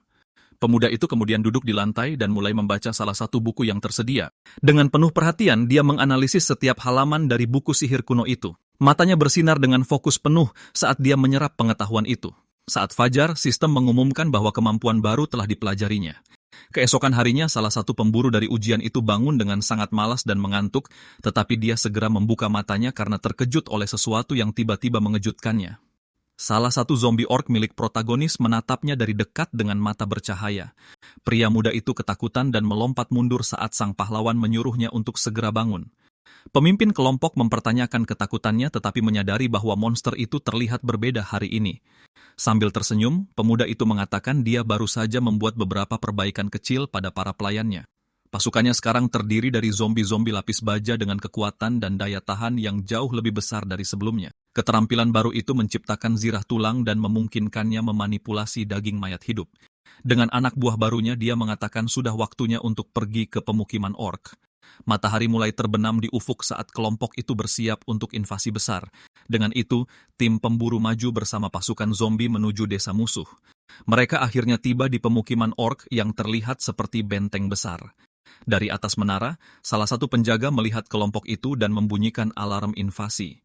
Beberapa orc dengan tombak berkumpul di dalam gerbang siap untuk mempertahankan tempat itu, tetapi sang necromancer mengulurkan tangannya dan bersiap untuk menggunakan kendali tulangnya di sana. Kemudian ledakan energi yang kuat menghancurkan gerbang kayu menjadi beberapa bagian. Para penjaga yang berada di sana terlempar jauh oleh kekuatan serangan sihir itu. Sambil tersenyum, dia memegang tombak tulang dan menyuruh para monster untuk berhenti membuat keributan. Tiba-tiba, seekor orc raksasa dengan kapak muncul dari dalam asap ledakan.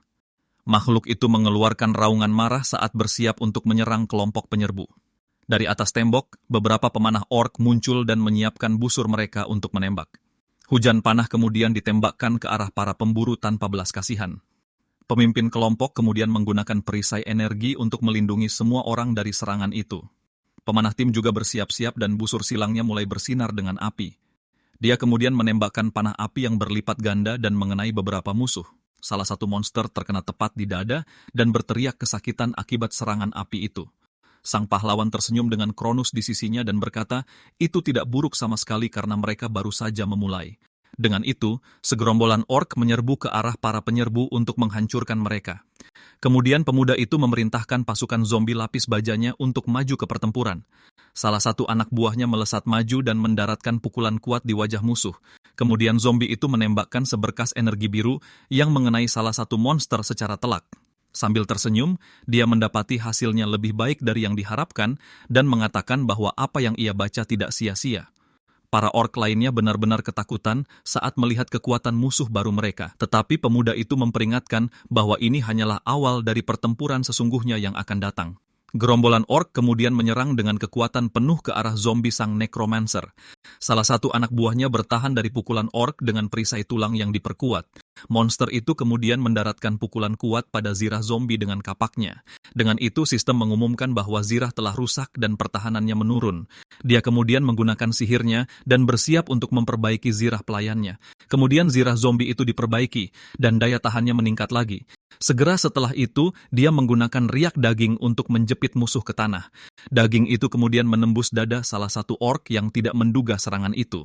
Orc-orc lain mulai memakan daging yang ada di tanah dan di tubuh mereka. Pemimpin kelompok mengamati semuanya dan terkejut dengan strategi cerdas pemuda itu. Dia menyadari bahwa manajemen keterampilan pemuda itu berada di level yang berbeda. Daging para zombie menempel di kaki para orc, mencegah mereka bergerak. Dengan musuh yang terperangkap, para zombie mundur untuk menunggu langkah selanjutnya. Kepala orc raksasa menjadi marah saat melihat para pelayannya dikalahkan dengan mudah. Dia kemudian mulai melepaskan aura merah dan tubuhnya mulai berubah. Sistem memperingatkan bahwa mode mengamuk telah diaktifkan dan tingkat bahayanya kritis. Sambil tersenyum, sang pahlawan berkata bahwa kepala orc akhirnya mulai serius. Kepala orc melepaskan amarah yang liar dan tubuhnya membengkak dengan kekuatan merah. Sistem mengumumkan bahwa mode mengamuk telah diaktifkan dan bahayanya telah berevolusi ke tingkat khusus. Tetapi pemburu itu tersenyum karena dia lelah menunggu monster itu bertarung dengan serius. Dengan teriakan perang, makhluk itu mengayunkan kapaknya dengan sekuat tenaga untuk menyerang. Pukulan itu begitu kuat hingga membelah udara dan melesat ke arah pemuda itu dengan kekuatan penuh. Tanpa gentar, dia mengulurkan tangannya dan mengaktifkan kemampuan kendali tulangnya. Dengan itu, duri-duri tulang yang sangat besar menyembul dari tanah untuk menghentikan serangan musuh. Monster itu kemudian tertusuk oleh beberapa pasak yang menembus tubuhnya, menjebaknya. Makhluk raksasa itu kemudian jatuh berlutut, benar-benar tidak bisa bergerak oleh serangan itu. Ia menyadari tulang-tulang itu mengambil alih tubuhnya dan mencoba melawan. Dengan senyum jahat, pemuda itu mengatakan tidak ada gunanya karena kekuatan spiritualnya terkuras. Monster itu berteriak kesakitan saat sihir gelap mengambil alih seluruh tubuhnya. Dia memberitahunya untuk tidak pesimis saat konsumsi daya naik menjadi 40%.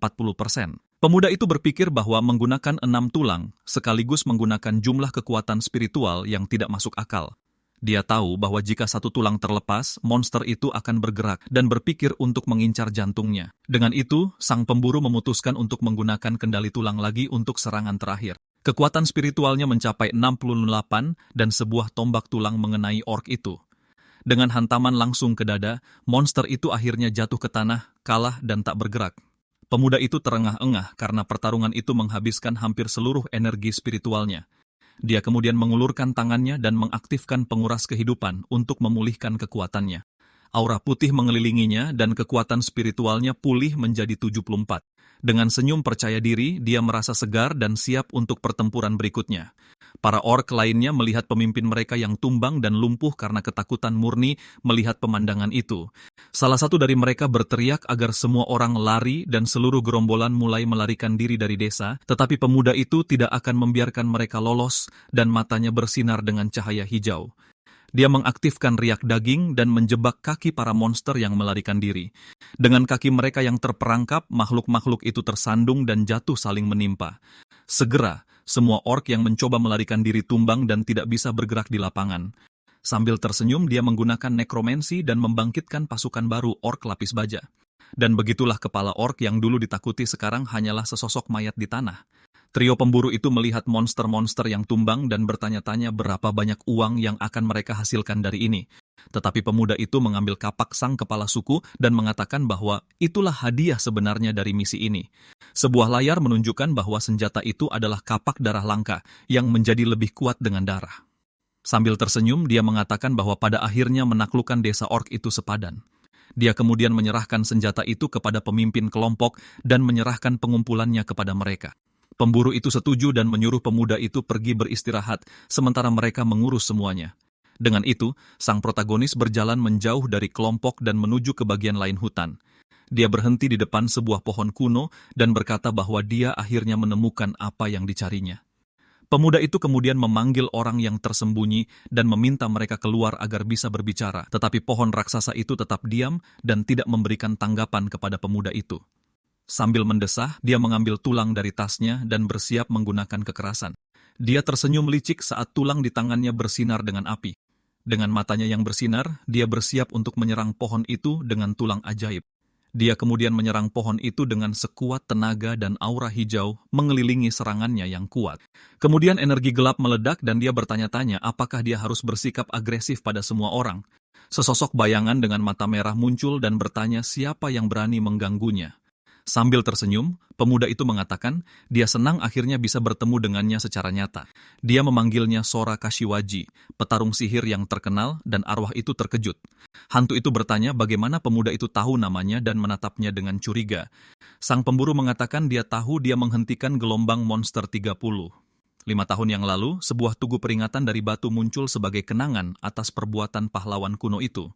Sora adalah seorang prajurit kuat yang memiliki bakat sebagai penyihir sekaligus petarung. Arwah itu kemudian tersenyum dan berkata bahwa sepertinya kematiannya tidak sepenuhnya sia-sia, tetapi pemuda itu berkomentar bahwa tidak semua orang cukup beruntung untuk meninggalkan nama. Hantu itu menjadi serius dan bertanya apa maksud pemuda itu dengan pernyataan tersebut.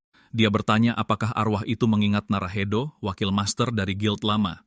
Sebuah adegan menunjukkan seluruh desa dilalap api raksasa. Seorang pria di radio dengan putus asa memanggil bantuan di tengah kekacauan. Dia melaporkan bahwa masih ada warga sipil di distrik pertanian yang dikepung oleh monster. Pria itu kemudian meneriakkan namanya sendiri ke radio sebagai permohonan bantuan terakhir. Dia berteriak putus asa bahwa itu tidak mungkin dan meminta bantuan untuk menolongnya di sana, tetapi radio menjawab bahwa bantuan tidak tersedia dan mereka tidak bisa memberikan dukungan. Pria itu terdiam sejenak dengan ekspresi tak percaya dan kesedihan yang mendalam. Dia mengerti mereka dijadikan umpan agar yang lain bisa melarikan diri melalui gerbang utara. Sebuah suara di radio mengonfirmasi bahwa berkat mereka, pasukan utama berhasil melarikan diri. Prajurit itu menjadi sangat marah karena mereka dikirim ke sana padahal tahu ada warga sipil di sana. Suara di seberang sana kemudian memintanya untuk tidak terlalu pesimis dengan situasi ini. Orang yang mengkhianatinya berkata bahwa kehormatan menghentikan gelombang monster sekarang menjadi milik mereka yang selamat. Dipenuhi amarah, pria itu membanting radio ke tanah karena yang selamatlah yang menjadi pahlawan. Seekor monster kemudian melompat ke arah warga sipil yang jatuh untuk menghabisinya, tetapi prajurit itu menggunakan sihir gelap dan menyelamatkan orang itu dari serangan makhluk tersebut. Dia kemudian terus berjuang untuk membuka jalan melewati kekacauan dan api. Pria itu memerintahkan anak buahnya untuk melindungi warga sipil dan melarikan diri dari tempat itu. Rekan-rekannya ragu sejenak, terlihat sangat khawatir padanya. Dia lalu berteriak marah bahwa itu adalah perintah dan agar mereka segera pergi. Arwah itu menjelaskan bahwa pria yang mengirimnya menuju ajal menjadi pahlawan besar. Dengan itu, semua catatan yang berhubungan dengannya benar-benar dihapus dari sejarah. Sang protagonis berkata, itu tragis karena orang yang telah tiada itu dicuri kemuliaannya. Hantu itu menjadi sangat marah dan menyuruh pemuda itu untuk berhenti bertele-tele dan langsung ke intinya. Dengan seringai, pemuda itu menawarkan untuk membantu pahlawan kuno itu membalaskan dendamnya. Hantu itu menatapnya, mata merahnya bersinar dengan kebencian dan kecurigaan.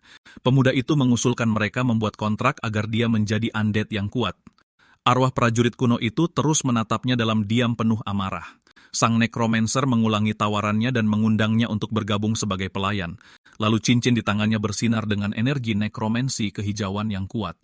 Dia menunjukkan tubuh drakonian itu dan berkata dia sudah menyiapkan wadah untuk arwah tersebut. Hantu itu melihat tubuh monster itu tampak sangat memikirkan tawaran tersebut. Arwah itu mengakui bahwa dalam kondisinya saat ini, ia bahkan belum mempertimbangkan untuk membalas dendam pada musuh-musuhnya. Dia kemudian menerima tawaran itu tetapi mengatakan dia punya satu syarat untuk menyetujui kesepakatan itu. Pahlawan kuno itu memperingatkan bahwa dia akan menolak tindakan apapun yang merugikan orang tak bersalah. Pemuda itu berpikir bahwa syaratnya sama seperti sebelumnya dan hati sang pahlawan tidak berubah. Seperti yang diharapkan dari seorang pahlawan sejati, pikirnya dengan senyum kagum. Dengan itu, pemuda itu menyetujui syaratnya dan berjanji tidak akan melanggar kesepakatan. Arwah itu kemudian menerima tawaran itu dan berkata akan menjadi pelayan undead-nya. Sistem mengumumkan bahwa dia telah memperoleh arwah yang terikat di bumi, Soku Kashiwaji. Dia ingat bahwa sebelum regresi, dia mengubah arwah itu menjadi seorang ksatria kegelapan. Lalu pemuda itu bertanya-tanya apa yang akan terjadi jika dia memberinya tubuh yang kuat sejak awal. Kronos memuji tubuh drakonian itu dan mengatakan itu adalah sebuah mahakarya sejati. Sebuah layar menunjukkan status pelayan baru yang sekarang menjadi naga Eldritch yang tidak lengkap. Pemuda itu menjadi bersemangat karena ciri petarung sihir tidak ada pada ksatria tengkorak. Layar itu menjelaskan bahwa ciri tersebut menggabungkan bakat seorang penyihir dan seorang seniman bela diri. Dia kemudian bertanya kepada pelayan barunya bagaimana perasaannya di dalam tubuh naga itu. Makhluk itu meregangkan tubuh dan mengatakan bahwa tubuh ini lebih rendah daripada yang dimilikinya semasa hidup. Sang hunter mengerti bahwa pelayan itu tidak lengkap karena formula kutukan yang digunakan, tetapi dia tersenyum puas karena ini adalah awal yang jauh lebih baik dari sebelumnya. Dengan minion barunya, dia berbalik dan mereka berdua mulai berjalan menjauh dari desa. Tiba-tiba, makhluk itu menghentikannya dan keberatan dipanggil minion dengan nada yang sangat kesal. Mendengar itu, naga itu mengecilkan ukurannya dan berdiri dengan tangan bersilang sambil terlihat marah. Sang protagonis bertanya apa yang terjadi dan pelayan itu berkata dia tidak suka dipanggil minion. Pemuda itu menyarankan untuk menggunakan nama aslinya, tetapi makhluk itu berkata sudah membuang namanya. Dia berpikir pelayan ini cukup merepotkan dan kepribadiannya telah banyak berubah. Naga itu meminta nama yang bisa mengintimidasi lawan tetapi tidak bisa memikirkan nama yang bagus. Pemuda itu menyarankan Fafner, naga hitam, dan Tiamat, tetapi yang satunya menolak semua nama itu. Karena kesal, dia menyuruh pelayan itu untuk menamai dirinya Orochi, dan makhluk itu langsung menolaknya lagi. Sang hunter bertanya-tanya apakah dia harus memukulnya saja, dan naga itu mencibir dengan jijik, tetapi makhluk itu berubah pikiran dan mengatakan nama pertama, Fafner, sudah cukup bagus. Pemuda itu menghela napas lelah dan setuju untuk memanggilnya begitu sebelum berbalik untuk pergi. Fafner yang baru menghentikannya lagi dan mengeluh bahwa dia sekarang praktis tidak punya pakaian. Dia lalu melihat sekeliling desa orc mencari sesuatu untuk dipakai. Makhluk itu mengambil sepotong kain dari tenda untuk digunakan sebagai pakaian. Pemuda itu bertanya-tanya apakah ini adalah kepribadian asli pahlawan kuno itu selama ini. Adegan kembali ke lab dan sang alkemis berteriak saat melihat sesuatu yang aneh di malam hari. Dia menjadi bersemangat dan berkata bahwa tubuh yang ada di dalam larutan itu sekarang bergerak. Fafner berkata dia telah mendapatkan jiwa dan ilmuwan itu menjadi gila ingin mempelajarinya dari dekat. Naga itu berpikir orang ini aneh dan bertanya apakah dia boleh memukulnya, tetapi pemuda itu bilang tidak. Dengan tatapan serius, sang protagonis kemudian menarik perhatian rekan barunya. Dia memberitahu trio itu bahwa mereka akan kembali ke Tokyo untuk mengatur barang-barang, dan kelompok itu setuju. Kembali di lab, pemuda itu bersiap untuk menggunakan keahlian necromancernya. Dengan sihirnya, dia mulai mengerjakan tubuh kepala suku orc yang dia kalahkan sebelumnya. Dia duduk dan bertanya-tanya apa yang harus dia lakukan dengan tubuh monster itu sekarang. Makhluk itu dan sang ilmuwan memperhatikan pemuda itu, menunggu untuk melihat apa yang akan dia ciptakan dengan senyum jahat. Dia kemudian bertanya kepada mereka berdua, apakah mereka penasaran tentang itu. Sang alkemis panik dan mengatakan, dia sama sekali tidak penasaran dengan proyek baru itu, tetapi dia tidak bisa menahan rasa ingin tahunya dan mulai mencampur bahan-bahan. Ilmuwan itu mengakui bahwa pemuda itu selalu berhasil melebihi ekspektasinya. Dengan senyuman, pemuda itu menggunakan pemisahan daging pada tubuh orc untuk menyiapkannya. Sihir itu bekerja dan daging monster itu perlahan mulai terpisah dari kerangkanya. Kronos bertanya, apakah dia akan menciptakan pelayan lain, dan dia berkata kekuatan tidak akan pernah terlalu banyak. Sistem mengumumkan bahwa tingkat penyelesaiannya tinggi, dan statistik tengkorak akan berlipat ganda. Sang alkemis kemudian memberinya sebuah ekstrak untuk digunakan dalam pembuatan pelayan baru. Ekstrak itu memberikan spesialisasi pertahanan pada tengkorak, dan dia pikir dia bisa menggunakannya. Sambil tersenyum, dia berpikir bisa menggunakan ciptaan barunya sebagai pengawal. Kaki tengkorak baru itu menyentuh tanah, dan ia bersiap untuk berdiri. Seorang penjaga tengkorak bintang 2 bangkit, memegang 2 perisai untuk melindungi dirinya. Dia memerintahkan tengkorak itu untuk melindunginya dengan baik. Setiap kali dia menggunakan life drain-nya, pemuda itu memuji pelayan barunya atas kerja bagusnya dan sangat puas dengannya. Ilmuwan itu menanyainya, bertanya mengapa dia memutuskan untuk menciptakan tengkorak kali ini. Dia menjelaskan bahwa tulang tidak membusuk dan dia bisa memanipulasinya sesuka hatinya. Sang alkemis terkesan bahwa dia bahkan memikirkan tentang pemeliharaan undead. Dia bilang dia harus pergi untuk urusan yang membosankan dan meminta yang lain untuk menjaga pelayannya. Sang alkemis bertanya dengan bingung, kemana dia akan pergi selarut ini? Dia menjelaskan bahwa dia akan pergi ke Pantheon untuk menerima mantra suci karena levelnya naik. Ilmuwan itu benar-benar terdiam setelah mendengar jawaban yang tak terduga itu. Dia kemudian panik dan bertanya apa-apaan maksudnya mantra suci itu. Terkejut, rekannya bertanya apakah nekromancer muda itu sebenarnya adalah seorang pendeta selama ini. Bayangan kerangka pendeta muncul di belakangnya memperkuat keraguan itu. Dengan Kronos di sisinya, dia berkata bahwa dia sebenarnya adalah seorang penganut yang sangat taat. Sang alkemis berteriak bahwa itu tidak mungkin dan pemuda itu berkata komentar tersebut menyakiti perasaannya. Dia mengalihkan pembicaraan dan bertanya, apakah paten untuk ramuan penyembuh sudah didaftarkan? Ilmuwan itu mengonfirmasi dan pemuda itu memuji kecepatannya, tetapi dia bilang dia tidak suka menunda-nunda. Rekannya menjelaskan bahwa masalahnya adalah iklan karena pamerannya baru akan diadakan tahun depan. Mendengar ini, sang hunter menawarkan untuk mempromosikan ramuan itu jika dia mendapat kesempatan. Sang alkemis setuju dan segera memberinya sebotol ramuan baru untuk dibawa. Dengan senyum licik, pemuda itu berkata, mereka akan menghasilkan banyak uang jika semuanya berjalan lancar. Dia lalu membayangkan dirinya berenang di lautan uang dan berkata bahwa pada akhirnya uanglah yang membuat dunia berputar. Rekannya mengamatinya dan bertanya-tanya apakah pria itu benar-benar seorang pendeta. Adegan berganti ke Pantheon, sebuah menara yang muncul setelah bencana besar. Di dalam, orang-orang berkumpul untuk menerima mantra dan berkah dari para konstelasi. Dia berjalan melewati tempat itu dan berpikir para dewalah yang menuntut persembahan dari pengikut mereka, tapi dia tidak merasakan kehadiran ilahi apapun dan merasa aneh ada barang berharga di tanah. Pemuda itu mulai kehabisan napas karena pendakian yang panjang di tempat itu. Dia lalu mengeluh tidak ada eskalator atau lift di sekitar sini. Sang hunter bertanya-tanya apakah dia perlu menunjukkan pengabdian dengan menaiki 108 anak tangga. Dengan Kronos di sisinya, dia mengeluh bahwa ini sangat berat dan dia sangat lelah. Sang dewa bertanya berapa jauh lagi dan dia menjawab jaraknya sama dengan yang sudah mereka daki. Lalu pemuda itu menyadari mereka baru setengah jalan menuju puncak. Dia menjadi kesal dan berpikir lebih baik ada hadiah yang bagus untuk semua usaha ini. Tanpa pilihan lain, pemuda itu terus menaiki tangga batu panjang Pantheon. Dia akhirnya tiba di sebuah aula besar dengan langit-langit yang menunjukkan bintang-bintang. Dengan ekspresi serius, sang protagonis mengamati tempat suci itu dengan penuh perhatian. Beberapa konstelasi menunjukkan reaksi dan Kronos kecil mulai menertawakan situasi tersebut. Sang dewa kemudian mengambil wujud aslinya dan berkata, sekarang gilirannya untuk bertindak. Dia lalu menatap langit berbintang dan bersiap untuk menunjukkan kekuatannya. Dengan satu sentuhan, dia mendaftarkan raksasa surga yang menantang di panteon para dewa. Dengan itu, pemuda itu memperoleh mantra berkah tak suci dan baji pembalasan. Keterampilan itu meningkatkan statistik dan kerusakan, dan pemuda itu berkata kekuatannya sangat bagus. Titan kuno itu tertawa bangga dan membual tentang keagungan ilahinya yang luar biasa. Tapi sistem mengumumkan bahwa keilahian dewa itu masih lemah dan membutuhkan pencapaian. Cahaya bintangnya redup dan pemuda itu menyebut sistem itu sampah, membuat sang dewa sedih. Meski begitu, dia tersenyum karena yang terpenting adalah dia menjadi lebih kuat pada akhirnya. Segera setelah itu, pemuda itu berjalan melewati jalanan kota dengan tatapan penuh pikiran. Dia berjalan dengan tenang mengamati kehidupan malam. Tiba-tiba, sebuah suara memanggilnya dan bertanya mengapa dia meninggalkan Pantheon. Seorang pria berotot pirang bernama Shigeru Sadek muncul dan menyapanya. Sang pahlawan menatapnya dengan ekspresi bingung dan bertanya, siapa dia sebenarnya? Pria besar itu berkata, dia dulu menjaganya di panti asuhan, dan bertanya apakah dia sekarang ingat. Pemuda itu mengenalinya sebagai sampah yang dulu sering memalak anak-anak lain. Sebuah kenangan menunjukkan si perundung memegang kerah bajunya di sebuah ruangan tua.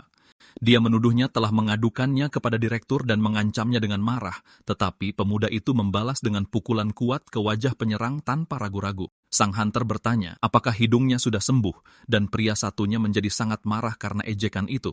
Si perundung lalu menenangkan diri dan berkata, dia hampir kehilangan kendali sesaat.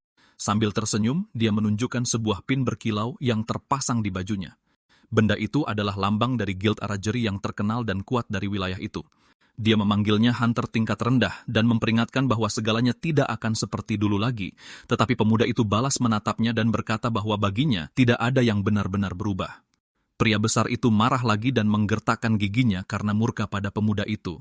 Dia lalu berteriak pada yang lain agar tidak terlalu sombong dan bersiap untuk menyerangnya.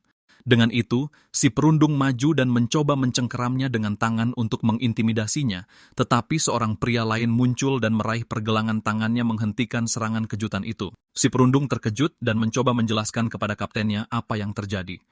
Pendatang baru itu kemudian menyarankan agar mereka pindah ke lokasi lain dan melakukan pertarungan resmi. Dalam benaknya, pria itu bertanya-tanya mengapa pemuda itu mencari masalah dengan Guild. Kapten bertanya, apakah mereka saling kenal dan menyarankan agar mereka membiarkan tinju mereka yang berbicara.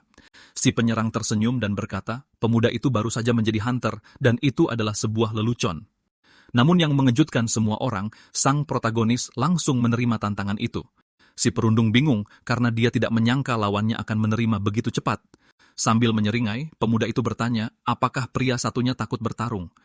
Si penyerang menggertakkan giginya dan berteriak bahwa dia tidak bisa menarik kembali apa yang baru saja dia katakan. Adegan kemudian beralih ke gym afiliasi Guild Arajeri di sebuah gedung modern. Di tengah arena, kedua hunter saling berhadapan saat pertarungan akan dimulai. Pemuda itu berkata dia seorang pendeta dan pelayannya akan bertarung menggantikannya. Musuh mencemooh monster yang dipanggil dan memamerkan kalung serta cincinnya yang meningkatkan statistiknya. Dengan tatapan menghina, dia berkata item-itemnya tidak akan memberinya keuntungan apapun. Saat itu, sistem arena aktif dan simbol cahaya muncul di tanah. Sambil tersenyum, pria pirang itu bersiap untuk pertempuran yang akan segera dimulai. Sistem mengumumkan bahwa penghalang akan melindungi nyawa kedua petarung dan pertandingan dimulai. Arena sudah siap dan sistem aktif agar pertarungan akhirnya bisa dimulai. Sambil tersenyum, sistem mulai mengukur HP dan pertahanan para hunter dalam jangkauan. Diumumkan bahwa penghalang akan diaktifkan jika nyawa seseorang dalam bahaya. Si penyerang kemudian dengan mengejek bertanya apakah lawannya takut bertarung. Pahlawan muda itu menatapnya dengan jijik dan bertanya-tanya apa yang dibicarakan pria itu. Sementara itu, makhluk itu berpikir bahwa dia tidak pernah membayangkan akan bertemu dengan Guild Arajiri di sini. Dia kemudian bersiap untuk bertarung, ingin melihat seberapa baik tubuhnya bisa bertahan. Makhluk itu menyatakan bahwa melawan anggota Arajiri tidak ada alasan untuk menahan diri, tetapi pemuda itu memintanya untuk tidak mengakhirinya dalam satu pukulan karena dia ingin menguji sesuatu. Pelayan drakonik itu kemudian menggerutu bahwa menahan diri lebih sulit baginya sekarang. Dengan marah, si perundung berteriak bahwa dia akan kalah dan dia akan menunjukkan tempatnya yang sebenarnya. Dia menyerang dengan sekuat tenaga dan menyiapkan serangan kuat dengan tombaknya untuk mengenainya. Tetapi makhluk itu dengan mudah menahan serangan musuh hanya dengan menggunakan kakinya. Si penyerang terkejut melihat monster itu menghentikan serangan spesialnya dengan mudah. Tak terpengaruh, pria pirang itu mundur dan bersiap menggunakan salah satu keterampilannya yang lain. Dengan senyum licik, dia mengaktifkan bentuk keduanya untuk serangan menusuk. Sambil mengamati, pemuda itu berpikir bahwa waktu reaksi pelayannya lebih baik dari sebelumnya. Makhluk itu bertanya apakah pria satunya berpikir serangan selambat itu bisa mengenainya. Dengan kecepatan luar biasa, si drakonik menggerakkan tangannya untuk menghentikan pukulan itu lagi. Dia menangkap tombak musuh dengan tangannya, dan pria pirang itu terkejut melihatnya. Si penyerang menyadari dia tidak bisa bergerak dan menjadi lumpuh karena ketakutan murni. Dengan hinaan, monster itu menyebutnya menyedihkan karena menyerang tanpa memikirkan langkah selanjutnya.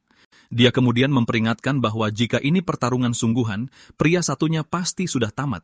Makhluk itu menyadari dia lupa apa yang diminta tuannya dan bahwa dia seharusnya menahan diri.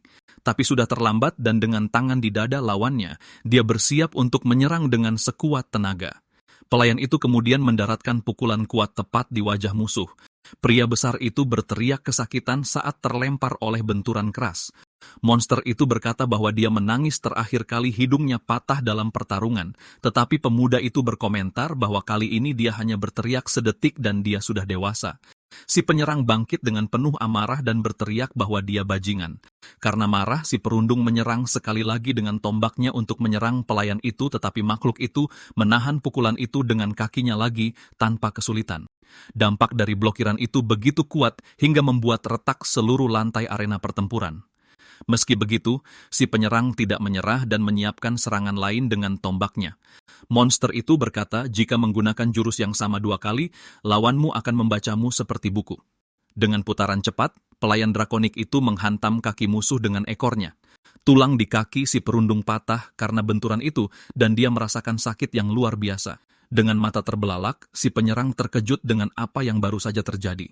Monster itu kemudian mengatakan ini sudah berakhir dan bersiap untuk pukulan terakhir dari pertarungan itu. Dia mengangkat tangannya untuk menghabisi musuh yang jatuh dan mengakhiri pertempuran di sana. Dengan air mata di matanya, pria pirang itu mengerti bahwa pertarungan benar-benar berakhir baginya. Tetapi kapten muncul dan menyuruh pelayan itu untuk menghentikan serangan sebelum terlambat. Sang protagonis merasa kesal karena rencananya terganggu di tengah pertarungan. Dalam benaknya, dia mengatakan bahwa mereka tiba lebih cepat dari yang diperkirakan. Sistem kemudian mengumumkan akhir dari pertandingan. Dengan penyerang yang jatuh di lantai arena, kapten membantunya dan mengatakan akan memanggil pendeta untuk menyembuhkannya secepat mungkin. Saat itu, pemuda itu muncul dan mengatakan bahwa dia sudah memiliki seorang pendeta tepat di depannya. Kapten itu membalas bahwa mantra penyembuhan bintang 1 tidak bisa memperbaiki tulang yang patah. Dia kemudian bertanya, bagaimana pemuda itu berencana menyembuhkan rekannya yang terluka. Pemuda itu mengeluarkan sebuah botol dan mengatakan dia akan menggunakan ramuan kelas menengah untuk menyembuhkannya. Pria yang lain bertanya, apakah dia belum melihat berita tentang produksi massal ramuan itu? Si perundung berteriak bahwa dia tidak butuh belas kasihan dan menyuruh pemuda itu pergi. Tapi pemuda itu bersikeras, berpikir bahwa dia sedang mencari cara untuk mengiklankan ramuannya. Dengan senyum licik, dia mengatakan dia menemukan subjek uji yang sempurna di sini. Pemuda itu kemudian menuangkan ramuan merah ke kaki musuh yang patah. Kapten terkejut karena pria pirang itu sembuh dan bahkan tulangnya pun tersambung kembali. Dengan tatapan penuh hasrat, dia berpikir bahwa dia sangat menginginkan ramuan itu untuk dirinya sendiri. Sang pahlawan menyeringai karena rencananya untuk menjual ramuan itu berjalan dengan sempurna. Pria yang lain bertanya di mana dia membeli ramuan yang diproduksi massal itu. Sang protagonis berpikir sambil tersenyum bahwa lawannya telah memakan umpan dengan sempurna. Pemuda itu bertanya, sebagai seorang kapten, dia pasti seorang hunter bintang 3. Sambil tersenyum, dia menantangnya untuk bertarung dan mengatakan akan memberitahunya di mana dia mendapatkan ramuan itu jika dia menang. Kapten itu menerimanya selama dia mengungkapkan sumber ramuan itu, terlepas dari hasil akhirnya. Pemuda itu mengatakan pertarungan terakhir terlalu singkat dan kali ini dia akan bertarung dengan semua yang dimilikinya. Dengan itu, mereka berdua mengambil posisi mereka dan pertarungan baru akan dimulai di arena yang hancur. Sistem mengumumkan dimulainya pertandingan dan kapten melompat untuk menyerang pelayan itu seketika. Dia menggunakan jurus kelima ilmu pedangnya dan menyerang monster itu dengan serangan tajam. Pria itu berpikir sangat mengesankan bahwa makhluk itu bereaksi terhadap pukulan cepatnya, tetapi dia tahu ada batas kecepatan untuk tubuh sebesar itu. Sistem mengumumkan bahwa kerusakan telah menurunkan pertahanannya dan makhluk itu merasakan sakit akibat pukulan itu. Dengan itu, sang kapten terus menyerang pelayan raksasa itu dengan serangan cepatnya. Sang protagonis menyaksikan pertarungan dan berpikir bahwa itu berjalan persis seperti yang dia bayangkan. Dia mengerti bahwa pertarungan berbasis kecepatan adalah lawan yang mengerikan bagi si drakonik, dan itulah mengapa dia menggunakan ramuan sebagai umpan untuk memprovokasi pemimpin guild. Makhluk itu memutuskan untuk menggunakan pertarungan ini agar terbiasa dengan tubuh barunya yang berat. Pemuda itu memuji sikap pelayannya, menyebutnya sebagai tangan kanannya dalam pertarungan. Dia kemudian mengatakan bahwa jika begitu dia tidak bisa hanya berdiri dan menonton pertarungan. Dengan itu pemuda itu merapal Unholy Blessing untuk memperkuat pelayannya dalam pertempuran.